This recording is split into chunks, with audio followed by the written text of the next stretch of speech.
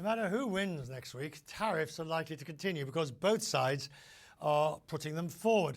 The Biden administration, for instance, continued many of the measures that were put in place by Donald Trump, despite criticizing them at the time. Mr. Biden relented on those tariffs against the European Union. He dropped the penalties on items like steel and aluminium, or aluminum, as some might say.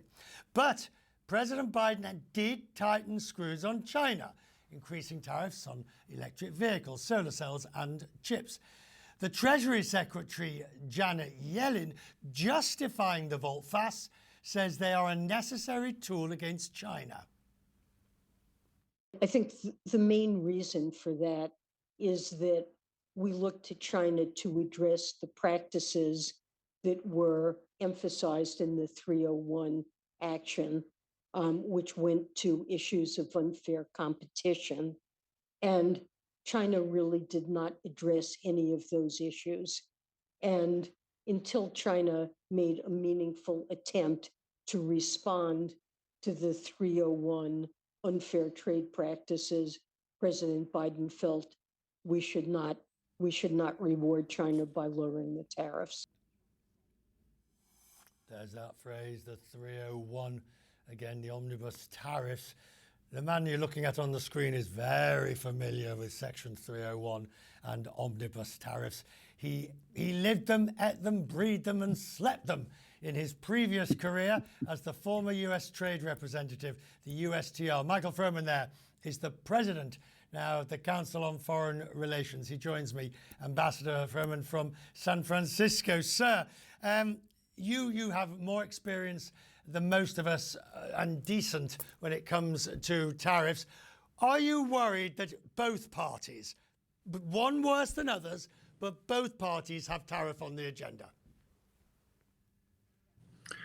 Well, Richard, first of all, great to be with you. Look, I think tariffs ultimately raise the costs that the end user, whether it's a consumer buying a consumer product or a manufacturer buying an input for their production, ultimately pays for that product.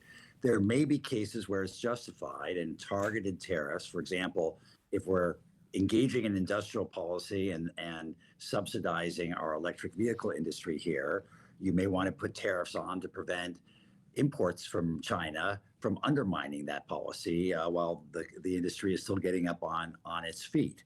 But broad-based tariffs like former President Trump has proposed and like your previous guest talked about will increase the cost to the average American family by an estimated $2,600. And that's just the direct cost. There's the indirect cost of the retaliation and other countries following the U.S. example and imposing tariffs of their own for their own reasons. So what I'm trying to sort of understand both sides here, but I can't understand the justification that seems to have been accepted by the Republican Party that somehow these tariffs will pay for themselves and beyond because it is essentially a tax paid to the government and therefore it's going to help cut the deficit. Yeah, I think history has shown the tariffs are not a particularly good way to raise revenue, particularly compared to the income tax. It's no substitute for the income tax. And of course, when you get punitive tariffs put on, you don't actually import the product.